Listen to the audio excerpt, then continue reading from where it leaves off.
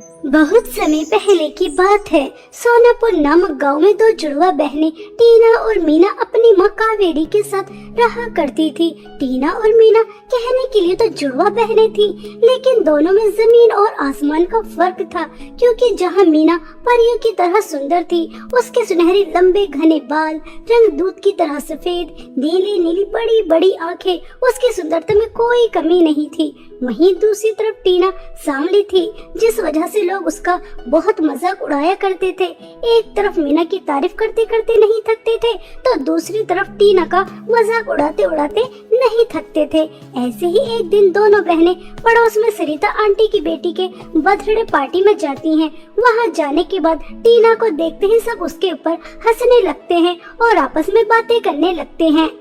सरिता बहन, यह कावेरी की दोनों जुड़वा बेटियां हैं ना, टीना और मीना। देखो तो, कहने के लिए जुड़वा, लेकिन दोनों में कितना ज्यादा फर्क है।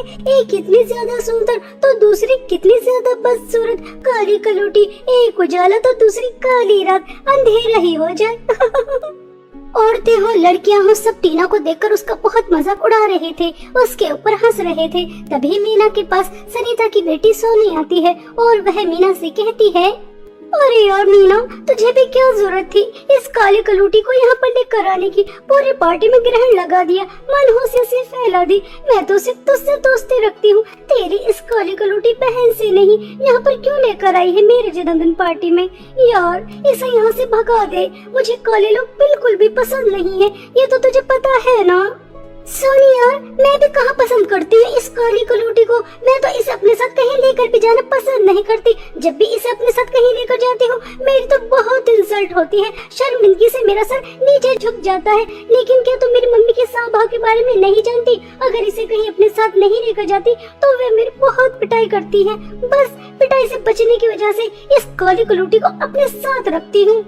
देख मीना यार, अगर तू इस काली कलूटी का पीछा नहीं छोड़ सकती तो सॉरी यार, मुझे कहते हुए अच्छा तो नहीं लग रहा, लेकिन तू भी मेरी पार्टी को छोड़कर इस काली कलूटी के साथ जा सकती है। क्योंकि अभी बहुत बड़े बड़े गेस्ट आने वाले हैं और जब वो इस काली कलूटी के बारे में पूछेंगे तो हमारी कितनी इंसल्ट होगी। ऐसा कहकर सोनी टीना के साथ मीना को भी अपने जन्मदिन पार्टी से भगा देती है। यह देखकर मीना आग बबूला हो जाती है और गुस्से में तिनतिनाकर घर आती है और अपनी माँ से कहती है, मम्मी मम्मी, अब आप चाहे मेरी कितनी भी पिटाई करो, चाहे मुझे घर से निकाल दो, लेकिन अब मैं इस काली कलूटी के साथ कहीं नहीं जाऊंगी, उसे अपने साथ नहीं रखूंगी। आप जानती हो आज इसकी वजह से मेरी कितनी ज्यादा इंसल्ट हुई है। मैं तो किसी को मुंह दिखाने के काबिल नहीं बची। सोनी ने मुझे अपनी पार्टी से सबके सामने धक्के मार के निकाला है, सिर्फ इस काली कलूटी की वजह से। वो मेरी कितनी अच्छी दोस्त थी। अगर आप मुझे इसके साथ वहाँ नहीं भेजती तो मेरी इतनी इंसल्ट नहीं होती। मम्मी, आपको क्या मिलता है मेरी इंसल्ट कराने में? मीना, इन सब में तो मुझे तुम्हारी इंसल्ट होते हुए कहीं भी नजर नहीं आ रही। पार्टी में सब औरतें तुम्हें देखकर कितना ज्यादा खुश हो रही थी, तुम्हारी कितनी तारीफ कर रही थी, तुम्हारे सुंदर बालों की, तुम्हारी नीली नीली आंखों की। अगर किसी की इंसल्ट हो रही थी तो वो सिर्फ मैं थी। सब मुझे काली कलूटी, अमावस की रात, काली बंदरिया, पता नहीं किस किस नाम से पुकार रहे थे। और मीना, तुम जानती हो, जब वह सब लड़कियां, औरतें मेरे रंग रूप का मजाक उड़ा रही थी तो मुझे कैसा लग रहा था? तुम जानती हो, जैसे कि मेरा कोई अस्तित्व भी ना हो। क्या सुंदरता ही सब कुछ होती है? लोगों को दूसरों के अंदर कमियां निकालकर, उन्हें नीचा दिखाकर आखिर मिलता क्या है? हाँ टीना की बच्ची काली कलूटी, सुंदरता ही सब कुछ होती है। सुंदर लोग ही सबको पसंद आते हैं, बस सूरत लोग किसी को पसंद नहीं आते। मीना, तुम गलत हो। इंसान की सुंदरता ही सब कुछ नहीं होती। इंसान का दिल भी अच्छा होना चाहिए। अगर वह दिल से काला है तो उसकी सुंदरता किसी काम की नहीं। मैं अपनी टीना बेटी का दिल बहुत अच्छी तरह से जानती हूँ। मेरी बेटी बहुत सुंदर है क्योंकि उसका दिल बहुत ज्यादा सुंदर है। हमेशा दूसरों की मदद करती है, कभी किसी का दिल नहीं दुखाती। और मीना, जितनी जल्दी हो सके तुम भी इस बात को समझ लो कि सुंदरता ही सब कुछ नहीं होती। समझ आ रही है? चलो हाथ मुंह धो लो, मैं खाना लगा देती हूँ। ऐसा कहकर कावेरी वहाँ से चली जाती है और ऐसे ही समय बीत रहा था। और एक दिन कावेरी के पास उसकी बहन का फोन आता है। तभी वह दौड़ी दौड़ी अपनी दोनों बेटियों के पास आती है और उनसे कहती है, तुम दोनों समय पर तैयार रहना, अभी जमुना दीदी का फोन आया था। वह बता रही थी इतने सालों से जो राजमहल बंद था, अब उसकी रानी विदेश से अपने बेटे के साथ वापस आ रही है और वह बहुत बड़ी पार्टी भी दे रही है। उन्होंने सभी को इनवाइट किया है, शाम को जाना है, अच्छे से तैयार हो जाना, ठीक है? ऐसा कहकर कावेरी वहाँ से चली जाती है और दोनों बहनें शाम की पार्टी के लिए तैयार होने के लिए अपने रूम में जाती हैं। तभी हंसते हुए मीना टीना से कहती है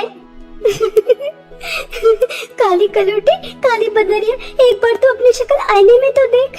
यह रेड लिपस्टिक लगाकर तो कितनी ज्यादा बदसूरत लग रही है। और वैसे भी तो कितनी भी अच्छी लिपस्टिक लगा ले, कितने भी अच्छे से तैयार हो जा, लेकिन लगेगी तो बिल्कुल वैसी की वैसी ही जैसी है, बदसूरत की बदसूरत। मेरी तरह सुंदर नहीं हो जाएगी। अभी देख, मैंने मेकअप भी नहीं किया, लिपस्टिक भी नहीं लगाई, ड्रेसअप भी नहीं की, फिर भी कितनी ज्यादा सुंदर लग रही हूँ।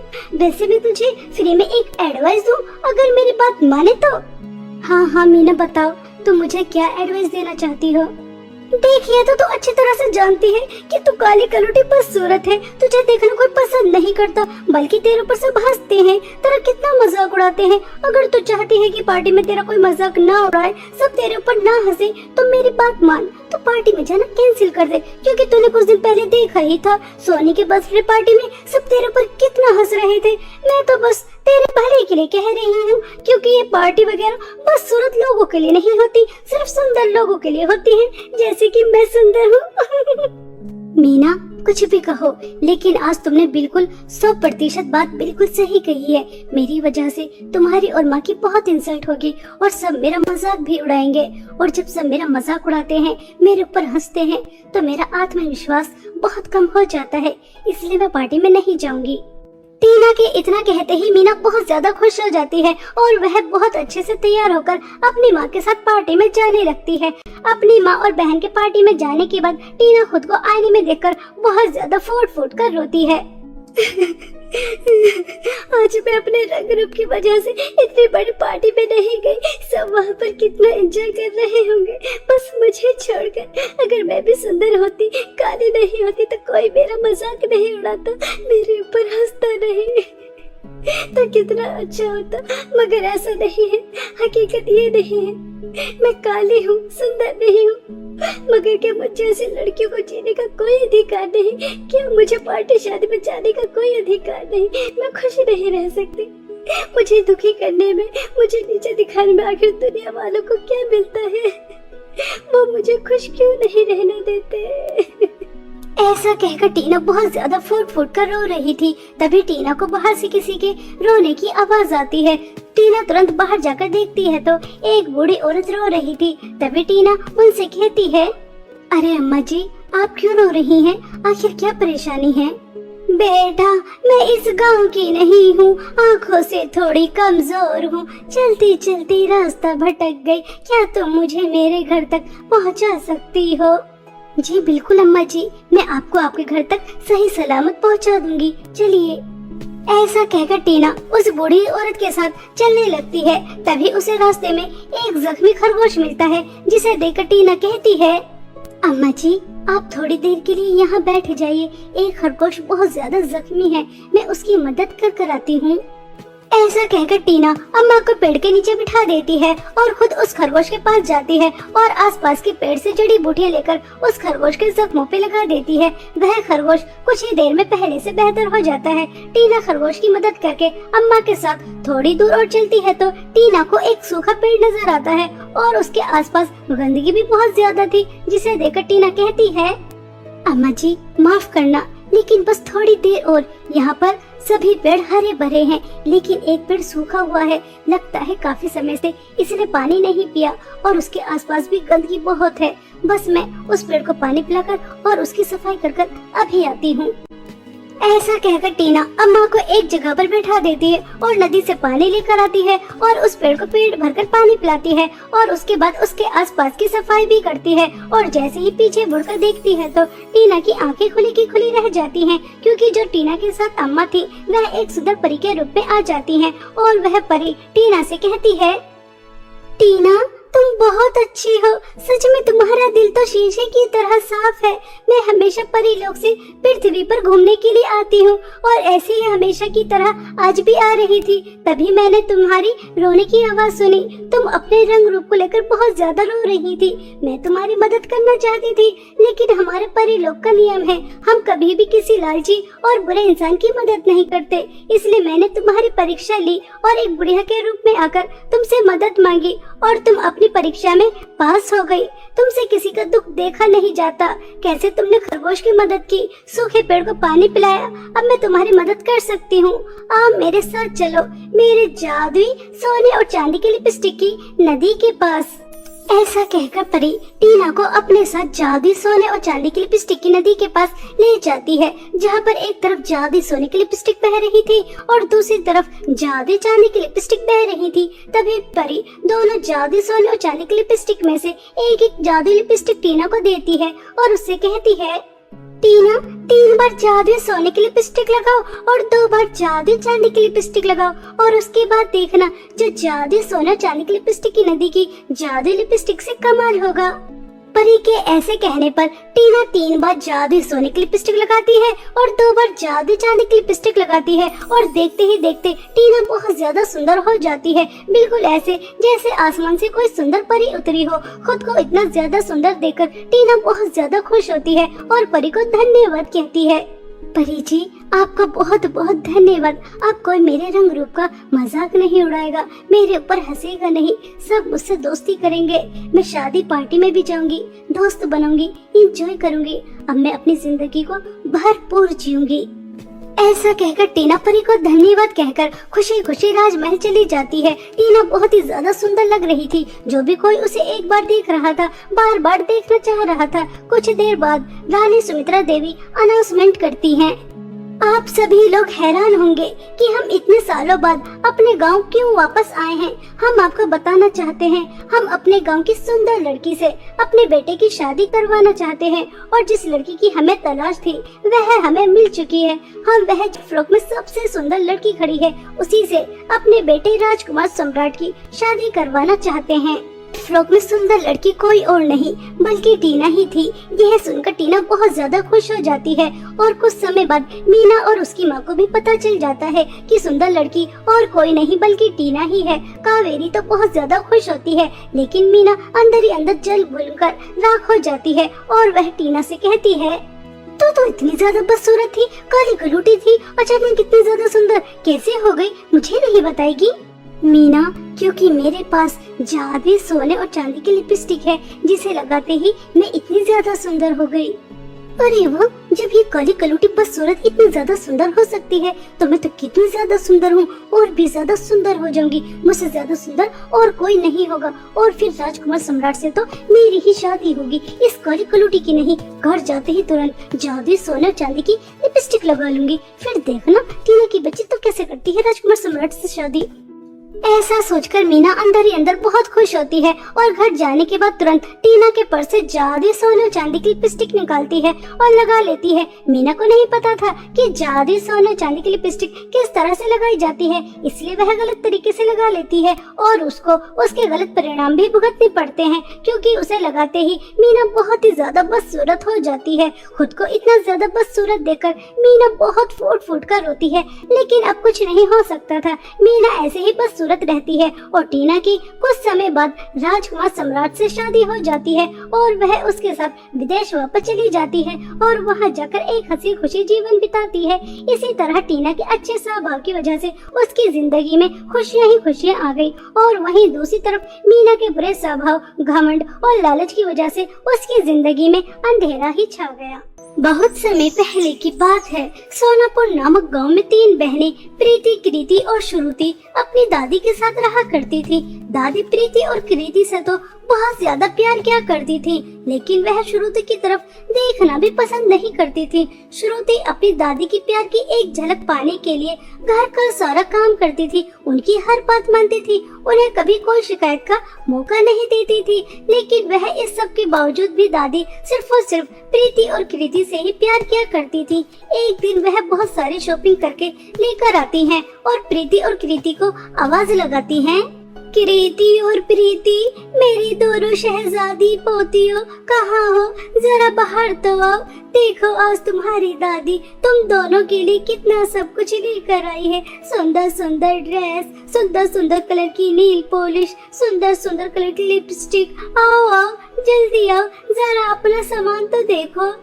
अरे वाह दादी जी, यह कितनी सुंदर सुंदर नेल पॉलिश है, लिपस्टिक है, ड्रेस है। कृति, अभी 2 दिन पहले ही तो हमने 50,000 रुपए की शॉपिंग की थी। दादी हमसे कितना ज्यादा प्यार करती है। और देखो आज ये बाहर अपने लिए शॉपिंग करने गई और फिर हम दोनों के लिए कितना सब कुछ लेकर आ गई। दादी अब बहुत अच्छी है। तुम दोनों मेरी आंखों का तारा हो। तुम्हें नहीं देखती तो मुझे सुकून नहीं मिलता, चैन नहीं आता। तुम दोनों के लिए नहीं करूंगी तो किसके लिए करूंगी? उस मनहूस श्रुति के लिए जिसने मेरे बेटे को मार दिया, बहू को मार दिया अपनी मनहूसियत से। खैर, मैंने भी किस मनहूस का नाम ले लिया। चलो तुम दोनों को सब कुछ अच्छा लगा ना? बस मैं खुश हूँ। इस तरह से तीनों दादी पोती आपस में हंस हंस कर बातें कर रही थी। वहीं दूर खड़ी श्रुति किचन में सबके लिए चाय बना रही थी और वह चाय बनाकर लेकर आती है तो उसके हाथ से चाय गिर जाती है और चाय गिरने की वजह से जो भी शॉपिंग का सामान था वह सब खराब हो जाता है और कृति का थोड़ा सा हाथ भी जल जाता है। यह देखकर दादी बहुत ज्यादा गुस्सा करती है और वह श्रुति को जोर से थप्पड़ मारकर कहती है, मनहूस, मेरी बेटी का हाथ जला दिया। मुझे अच्छी तरह से पता है कि तू मेरी दोनों पोतियों से जलती है, कि मैं इनसे प्यार करती हूँ ना, तुझसे नहीं करती। तुझसे मेरी पोतियों की खुशियाँ बर्दाश्त नहीं होती। मेरी बच्ची को कितना दर्द हो रहा होगा। चल जल्दी से ठंडा पानी लेकर आ। मनहूस, पता नहीं इंसान है या फिर डायन, कितने लोगों को खाकर तेरा पेट भरेगा। पहले तूने मेरे बेटे और बहू को खा लिया और अब मेरी पोतियों को भी मारना चाहती है। मनहूस, दादी, यह आप क्या हमेशा मुझे मनहूस मनहूस कहती रहती हैं? आखिर मेरी वजह से कैसे माँ पिताजी मर सकते हैं? वह तो एक कार एक्सीडेंट था और वैसे भी मैंने पढ़ा है मौत को कोई नहीं रोक सकता। जब जिसकी आनी होती है वह आकर ही रहती है, किसी की वजह से कोई नहीं मरता। दादी, आप इतनी छोटी बात क्यों नहीं समझती? मैं मनहूस नहीं हूँ। आप हमेशा मुझे मनहूस समझती हैं, मुझे प्यार नहीं करती।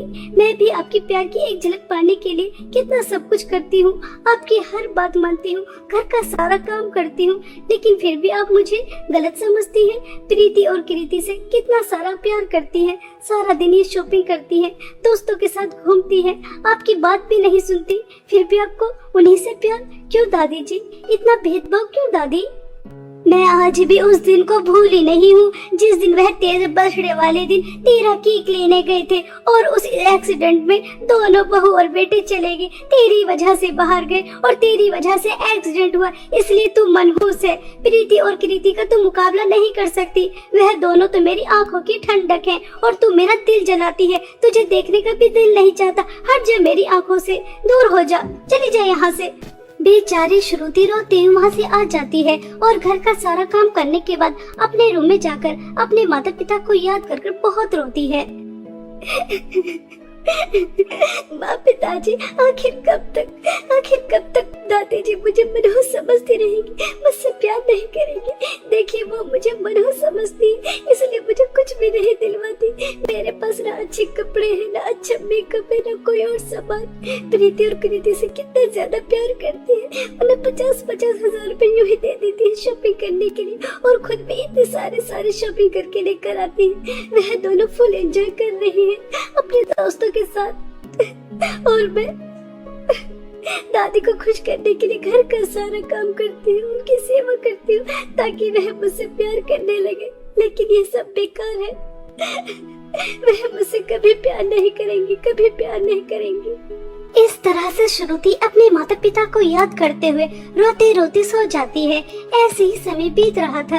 एक दिन अचानक दादी की बहुत ज्यादा तबीयत खराब हो जाती है और वह कृति और प्रीति को अपने पास बुलाती हैं और उनसे कहती हैं, प्रीति और कृति, मेरी प्यारी बच्चियों, मुझे पता है कि तुम मुझसे बहुत ज्यादा प्यार करती हो, इसलिए मैं तुम्हें जहाँ जाने के लिए कहूँगी तुम वहाँ जाने के लिए तैयार हो जाओगी और तुम सारे मुश्किलों का सामना करके मेरे लिए जादुई सोने और चांदी की नील पॉलिश की नदी से जादुई नील पॉलिश लेकर आओगी। दादी आप क्या कह रही हैं? हमारे तो कुछ भी समझ में नहीं आ रहा। जादुई नेल पॉलिश, मुश्किलों का सामना, आप कहना क्या चाहती हैं? साफ साफ कहिए ना।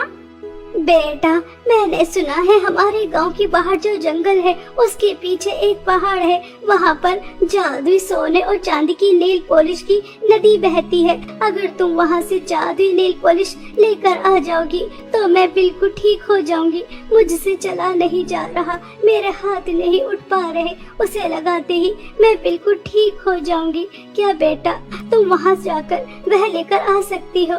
वहाँ जाना इतना आसान नहीं है, तुम्हें मुश्किलों का सामना करना पड़ेगा। अपनी दादी की बात सुनकर कृति और प्रीति घर से बाहर निकल जाती हैं और दादी को ऐसा लगता है कि उसकी दोनों पोतियां उसकी कितनी बात मानती हैं। तुरंत कहते ही वह चली गई, लेकिन बाहर जाकर दोनों बहनें आपस में बातें करती हैं। कृति दादी बता रही थी वहाँ जाने पर रिस्क है, हमें मुश्किलों का सामना करना पड़ेगा।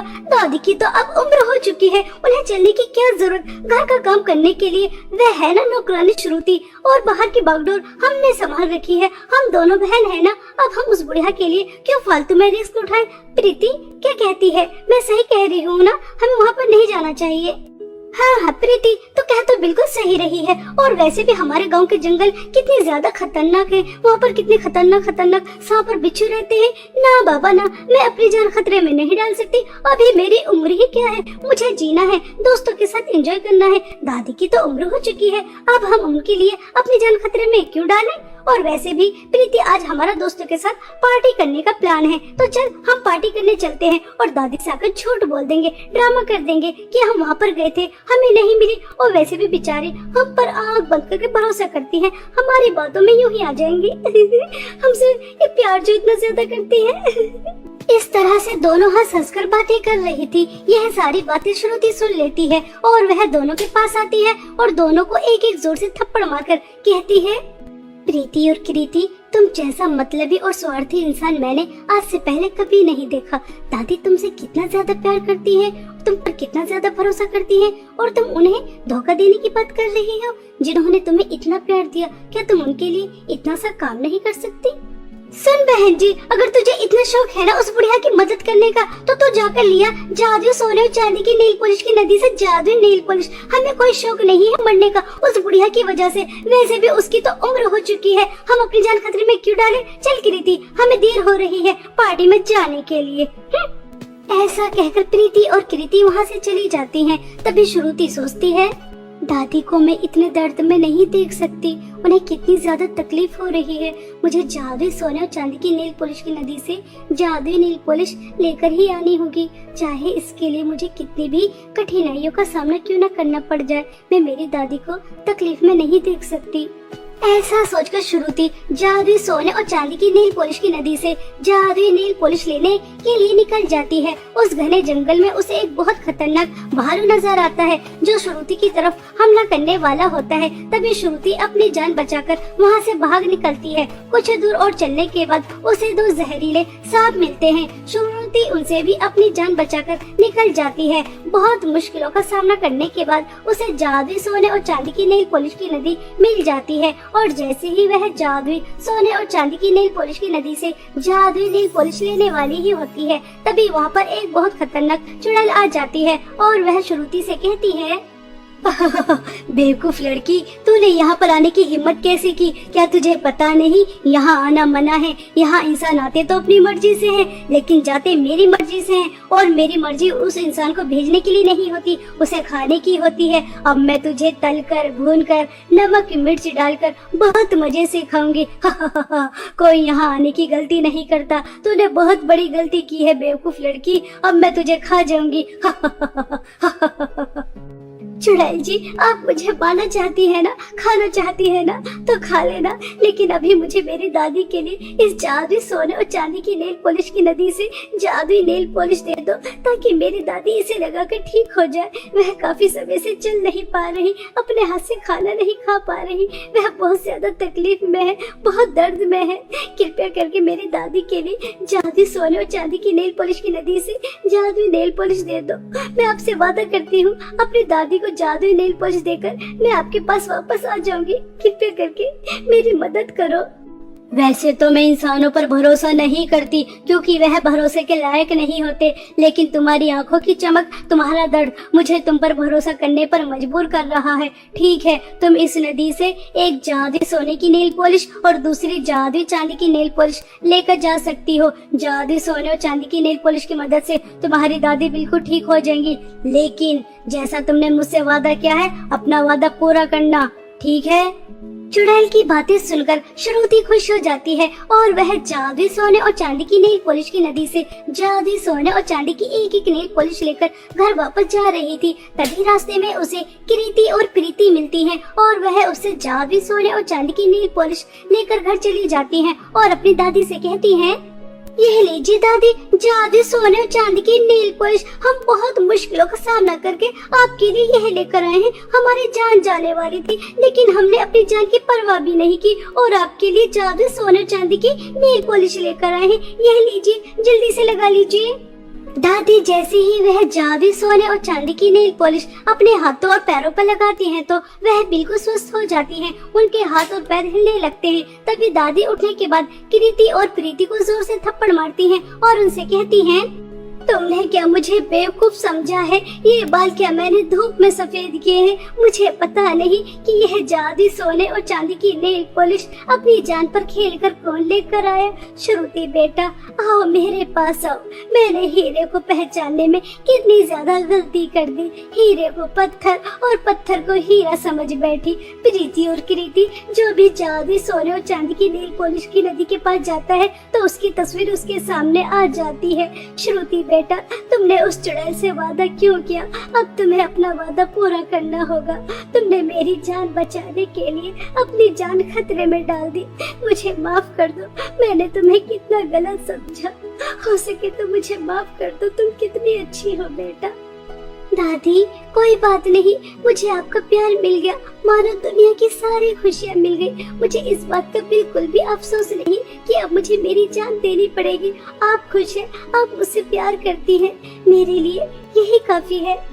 श्रुति ऐसा कह ही रही थी, तभी वहाँ पर एक परी आती है और वह श्रुति से कहती है, श्रुति तुम्हें कहीं जाने की जरूरत नहीं है। मैं तो बस जंगल के रास्ते लोगों को परेशान करके चुड़ैल बनकर उनकी परीक्षा लेती हूँ। तुम अपनी परीक्षा में पास हो चुकी हो, तुम बहुत अच्छी हो। अब तुम सारी जिंदगी अपनी दादी के साथ हंसी खुशी रह सकती हो।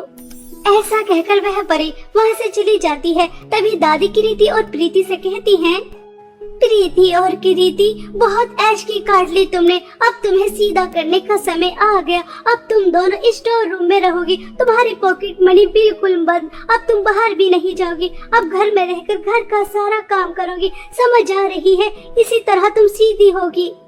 इस तरह से दादी प्रीति और कृति को पनिशमेंट देती हैं, उनसे घर का सारा काम करवाती हैं और इसी तरह श्रुति के अच्छे स्वभाव और नेक दिल की वजह से उसे जादुई सोने और चांदी की नेल पॉलिश की नदी से जादुई नेल पॉलिश मिली, जिसकी मदद से उसे अपनी दादी का प्यार मिल गया, जिसके लिए वह बचपन से तरस रही थी और अपनी दादी के साथ वह एक हंसी खुशी जीवन बिताती है। बहुत समय पहले की बात है। रामपुर नामक गांव में काजल अपनी सौतेली माँ कावेरी और सौतेली बहन नैना के साथ रहा करती थी। कावेरी और नैना दोनों ही बहुत ही ज्यादा दुष्ट और बुरे स्वभाव की थी। वह बेचारी काजल को बिल्कुल भी पसंद नहीं किया करती थी। काजल के पिता शहर में काम किया करते थे और वह जब भी आते थे तो कावेरी और नैना उनके सामने काजल से बहुत प्यार करती थी और जैसे ही वह शहर चले जाते तभी वह अपने असली रूप में आ जाती और बेचारी काजल की बहुत ज्यादा पिटाई भी क्या करती थी। घर का सारा काम उसी से ही कराती और पहनने के लिए भी फटे पुराने कपड़े देती और खाने के लिए 2 दिन में सिर्फ एक ही बार देती थी। और अगर काम करने में कुछ गलती हो जाती, कुछ टूट फूट जाता तो उसकी बहुत ज्यादा पिटाई भी क्या करती थी। ऐसे ही दुखों की भरी जिंदगी काजल अपनी सौतेली माँ और सौतेली बहन के साथ जी रही थी और ऐसे ही समय काट रही थी। ऐसे ही एक दिन काजल के पिता शहर से गांव आ रहे थे, तभी रास्ते में उनका एक्सीडेंट हो जाता है और उस एक्सीडेंट में उनकी मृत्यु भी हो जाती है। कुछ लोग राम प्रकाश के डेड बॉडी को घर लेकर आ जाते हैं, जिसे देखकर काजल बहुत ही ज्यादा फूट फूट कर रोती है। नहीं नहीं पिताजी, आप मुझे इस तरह से अकेला छोड़ के नहीं जा सकते। माँ तो मुझे पहले ही छोड़ के चली गई, और अब आप भी। आप शहर से 1 महीने में 1 बार आते थे, लेकिन आपको देखकर मुझे बहुत सुकून मिलता था। मेरी सब थकान, दुख, तकलीफ दूर हो जाती थी। आपने बिल्कुल भी अच्छा नहीं किया इस दुनिया से जाकर पिताजी। पिताजी, अपनी आंखें खोलिए और अपनी बिटिया को देखिए। मैं आपके बिना कितनी अकेली है, कितनी उदास है, कितनी दुखी है। पिताजी, पिताजी, अपनी आंखें खोलिए। इस तरह से काजल बहुत रो रही थी। तभी कावेरी काजल को जोर से थप्पड़ मारती है और कहती है, मनहूस, रो रो कर पूरे घर में मनहूसियत फैला रखी है। तेरी मनहूसियत की वजह से ही तेरा बाप भी हमें छोड़ कर चला गया। मुझे इस बुढ़े की तो कोई जरूरत नहीं थी, लेकिन अब घर का खर्चा कैसे चलेगा? मेरी बेटी और मैं शॉपिंग कैसे करेंगे? पार्टी में कैसे जाएंगे? मैंने तो इससे दूसरी शादी इसलिए ही की थी क्योंकि यह बुढ़ा शहर में अच्छा कमा लिया करता था, लेकिन अब तो वो भी हमें हमेशा हमेशा के लिए छोड़ कर चला गया। अब पैसे कहाँ से आएंगे, कहाँ से आएंगे? मुझे तो इस बात की चिंता हो रही है। इसका तो कोई बैंक बैलेंस भी नहीं है। मुझे तो बुरी तरह से फंसा के चला गया बुढ़ा, और ये रो रो कर मेरा दिमाग खराब कर रही है। मनहूस नौकरानी। माँ, ये आप कैसी बातें कर रही है? पिताजी आपसे कितना ज्यादा प्यार करते थे और आप उनके बारे में ऐसा बोल रही हैं। वह अब इस दुनिया से जा चुके हैं। कम से कम अब तो उनके बारे में ऐसा मत बोलिए। उन्होंने आप दोनों के लिए कितना कुछ किया, रात दिन मेहनत करके पैसे कमाए और 1 भी रुपया अपने पास नहीं रखा, सब आपको ही दिया, और अब आप उनके बारे में ऐसा बोल रही हैं। यह सब आपको शोभा नहीं देता माँ, शोभा नहीं देता। इस तरह से काजल पहली बार अपनी सौतेली माँ को हिम्मत करके जवाब दे देती है, और कुछ समय बाद राम प्रकाश का दाह संस्कार भी हो जाता है। ऐसे ही कुछ दिन बीत जाते हैं। दोनों माँ बेटियों को पैसों की चिंता हो रही थी कि अब घर में पैसे कहाँ से आएंगे, जिसकी वजह से वह पहले की तरह ऐश की जिंदगी जी सकें। तभी नैना अपनी माँ से कहती है, मम्मी, आपको पैसों की टेंशन क्यों हो रही है? आपको पता नहीं हमारे घर में एक नौकरानी रहती है जो कि मेरी सौतेली बहन है। अब वह हमारे लिए पैसे कमा कर लेकर आएगी, तभी हमारे घर में रह सकती है। आपने चालाकी से सारी प्रॉपर्टी तो अपने नाम करा ही ली है। अगर वह हमारे लिए नौकरी नहीं करेगी, पैसे नहीं कमाएगी, तो सिंपल उसे धक्के मारकर घर से बाहर निकाल देना। कैसा लगा आपको मेरा आइडिया? जल्दी बताइए ना मम्मी। अरे वाह मेरी प्यारी बच्ची, तूने मुझे कितना अच्छा आइडिया दे दिया। मैं तो बेकार में ही टेंशन ले रही थी। तूने बिल्कुल सही कहा। अब हमारे लिए पैसे कमाएगी, हमारे लिए भीख मांग के लेकर आए, या लोगों के घरों में झाड़ू पोछा करे, मजदूरी करे, कुछ भी करे, हमें क्या मतलब? हमें तो बस पैसे चाहिए, पैसे, जिससे हम ऐश कर सके। ऐसा कहकर कावेरी काजल के पास जाती है और उससे कहती है, सुन मनहूस, मैंने और मेरी बेटी ने फैसला किया है। अगर तू इस घर में रहेगी तो तुझे बाहर जाकर काम करना होगा, और तू जो भी पैसे कमाएगी वो तू हमें लाकर देगी, तभी तू इस घर में रह पाएगी, वरना हम तुझे इस घर से धक्के मार के निकाल देंगे। यह घर मेरे नाम है, इस पर तेरा कोई अधिकार नहीं। हमें कोई फर्क नहीं पड़ता कि तू क्या काम करेगी। लोगों के घरों में झाड़ू पोछा कर, मजदूरी कर, भीख मांग, कुछ भी कर, लेकिन हमें पैसे चाहिए। तो सुबह 4 बजे उठेगी, घर के सारे काम करेगी, हम दोनों के लिए नाश्ता बनाएगी, घर के सारे काम करने के बाद उसके बाद नौकरी करने जाएगी, और शाम को आकर हमारे लिए स्वादिष्ट स्वादिष्ट पकवान भी बनाएगी। समझ रही है ना मनहूस, मैं तुझसे क्या कह रही हूँ? माँ, मैं बाहर काम करने तो जा सकती हूँ, लेकिन सुबह जल्दी उठकर पहले मैं घर के काम करूँ, फिर उसके बाद नौकरी करने जाऊँ, और फिर शाम को आकर आप लोगों के लिए खाना भी बनाओ। यह तो बहुत ज्यादा हो जाएगा। घर के काम आप कर लेना और बाहर के काम मैं कर लूंगी। इस तरह मिलजुल कर हम आपस में काम कर लेंगे तो अच्छा रहेगा, वरना मेरे ऊपर तो ज्यादा काम हो जाएगा। काजल के मुंह से यह बातें सुनकर कावेरी को बहुत ही ज्यादा गुस्सा आ जाता है, और वह बेचारी की बहुत ज्यादा पिटाई करती है और उसे कहती है, अच्छा तो मनहूस, तेरे इतने पढ़ निकल कर आ गए कि अब तो मुझसे और मेरी बेटी से काम करने के लिए कहेगी। आज तो तूने यह गुस्ताखी कर ली है। अगर आज के बाद तूने मुझसे या मेरी बेटी से कोई भी काम करने के लिए कहा तो मैं तुझे जान से भी मार सकती हूँ। मुझे आज के बाद इतना ज्यादा गुस्सा दिलाने की कोशिश मत करना, वरना तेरे लिए खतरा हो जाएगा। हम दोनों सिर्फ माँ बेटी आराम करने के लिए हैं, शॉपिंग करने के लिए, पार्टी करने के लिए हैं, और तू नौकरानी सिर्फ काम करने के लिए, पैसे कमाने के लिए है, और कुछ नहीं। हम पैसे पैसे उड़ाएंगे और तू पैसे कमाएगी, समझ रही है ना? या फिर दिखाऊं तुझे अपना असली रूप, मनहूस। बेचारी काजल चुपचाप अपनी सौतेली माँ की बात मान जाती है, क्योंकि उसे अच्छी तरह से पता था अगर वह अपनी सौतेली माँ की बात नहीं मानेगी तो वह धक्के मारकर उसे घर से बाहर निकाल देंगी। काजल को सर छुपाने के लिए छत की जरूरत थी, इसलिए काजल अपनी सौतेली माँ की हर बात मानने के लिए तैयार हो जाती है। अब काजल सुबह जल्दी 4 बजे उठती, पहले घर का सारा काम करती और उसके बाद दूसरे घरों में जाती झाड़ू पोंछा करने के लिए। एक घर से दूसरे घर, दूसरे घर से तीसरे घर और तीसरे घर से चौथे घर, इसी तरह शाम तक लोगों के घरों में काम करती रहती और शाम को हारी थकी आती और उसके बाद दोनों माँ बेटियों के लिए स्वादिष्ट पकवान बनाती और दोनों माँ बेटी के खाने का इंतजार करती और उनके आगे का जो बचा कुचा होता उसे खुद खाती। इसी तरह रोज होने लगा था।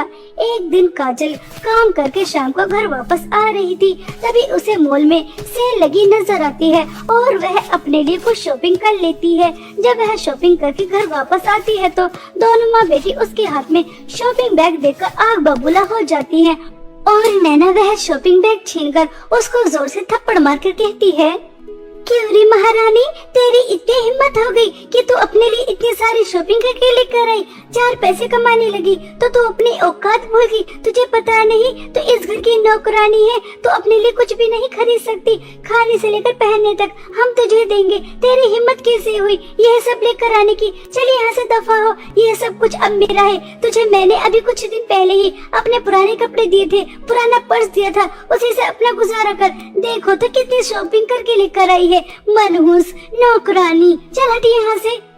इस तरह से दोनों माँ बेटी हंसने लगती है और काजल के सभी शॉपिंग बैग अपने पास रख लेती हैं और उसे कुछ भी नहीं देती। यह सब देखकर काजल को बहुत दुख होता है और वह अपने माता पिता को याद कर बहुत रोती है। माँ, पहले आप मुझे अकेला छोड़ के चले गए, फिर पिताजी भी मुझे अकेला छोड़ के चले गए। आप दोनों को मुझे इतनी जल्दी छोड़ के जाने की क्या जरूरत थी? क्या आप दोनों को मेरे ऊपर जरा भी तरस नहीं आया? क्या आप दोनों के बिना यह मेरी जिंदगी कैसी हो जाएगी? मेरी जिंदगी नहीं लग रही। ऐसा लग रहा है जैसे बस मैं कोई रोबोट हूँ, काम करने के लिए ही बनी हूँ। मेरे अंदर तो इमोशंस है ही नहीं। मेरी सौतेली और सौतेली बहन मेरे ऊपर कितना जुल्म और अत्याचार कर रही है। आपको तो सब दिखाई दे रहा होगा। काश मैं भी आप लोगों के पास आ जाती तो कितना अच्छा रहता। कम से कम ऐसी जिंदगी से तो छुटकारा मिल जाता जैसी मैं जी रही हूँ। अपने लिए एक सूट भी नहीं खरीद सकते, एक पर्स भी नहीं खरीद सकते। देखिए, थोड़ी सी शॉपिंग की वो भी मुझसे छीन ले। ऐसा सोचकर काजल बहुत ज्यादा रोती है और वह दोबारा से अगले दिन जल्दी उठती है, घर का सारा काम करती है और लोगों के घरों में झाड़ू पोंछा करने के लिए निकल जाती है। काजल काम करने के लिए जा रही थी, तभी उसे रास्ते में एक बूढ़ी औरत मिलती है। बहुत सारा सामान लेकर जा रही थी, लेकिन उनसे चला नहीं जा रहा था। तभी काजल उनकी मदद करती है, उन्हें उनके घर तक छोड़कर आती है। तभी वह बूढ़ी औरत काजल से कहती है, बेटा, तुम कितनी अच्छी हो। मैं कितनी दूर से आ रही थी, मुझे इतने सारे लोग बाग मिले, लेकिन किसी ने मुझे देखकर मेरी मदद करने के लिए नहीं कहा, और जैसे ही तुमने मुझे देखा तुरंत तुमने मेरी मदद की। खुश रहो बेटा, खुश रहो।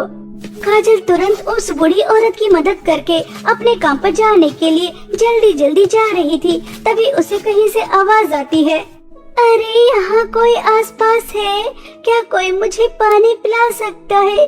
मैं बहुत प्यासा हूँ, मुझे बहुत तेज प्यास लगी है।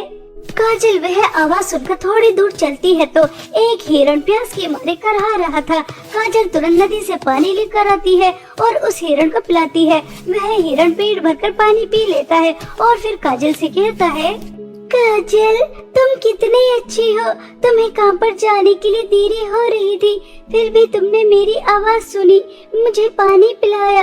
पहले तुमने उस बूढ़ी औरत की मदद की, फिर मेरी मदद की। यह जानते हुए भी अगर आज तुम काम पर नहीं गई तो तुम्हारी सौतेली माँ और सौतेली बहन तुम्हारी कितनी ज्यादा पिटाई करेंगी। तुम्हारा दिल बहुत बड़ा है। कम ही लोग होते हैं जो अपने से पहले दूसरों के बारे में सोचते हैं, इसलिए मैं तुम्हारी मदद करना चाहता हूँ। यहाँ से कुछ दूर चलने के बाद तुम्हें जादुई सोने और चांदी की पर्स की नदी मिलेंगी। तुम वहाँ पर जाओ, वहाँ तुम्हारी सब दुख परेशानी दूर हो जाएंगी और ऐसे ही हमेशा दूसरों की मदद करती रहना। हिरण की बातें सुनकर काजल खुश हो जाती है और वह हिरण की बताई हुई जगह पर जाने के लिए निकल जाती है। तभी काजल को जादुई सोने और चांदी के पर्स की नदी मिल जाती है, जहाँ एक तरफ सोने के पर्स बह रहे थे और दूसरी तरफ चांदी के पर्स बह रहे थे।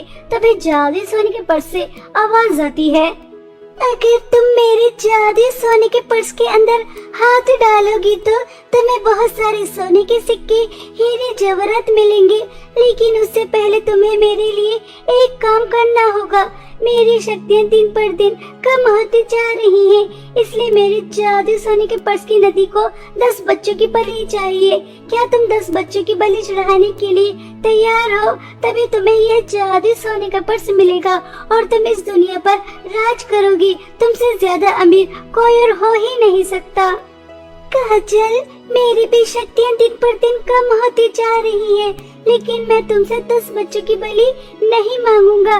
बस तुम 1 महीने तक लगातार 100 बूढ़ी औरतों की मदद करना, उनकी सेवा करना और दोबारा से मेरे जादुई चांदी के पर्स की नदी में डुबकी लगाना, तो मेरी शक्तियाँ वापस आ सकती हैं।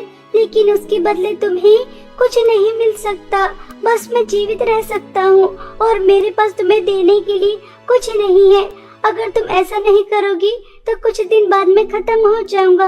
अब तुम्हारे हाथ में है कि तुम मेरी मदद करना चाहती हो या फिर धन दौलत प्राप्त करने के लिए 10 बच्चों की बलि चढ़ाने के लिए तैयार हो। जादुई चांदी के पर्स की नदी, मैंने सोच लिया है मुझे क्या करना है। मैं धन दौलत का लालच नहीं करूंगी। अगर मेरी वजह से किसी का भला हो जाता है तो इससे अच्छी बात क्या ही होगी। हमेशा मेरी माँ समझाती थी कि दूसरों की मदद करना चाहिए, धन दौलत का कभी लालच नहीं करना चाहिए।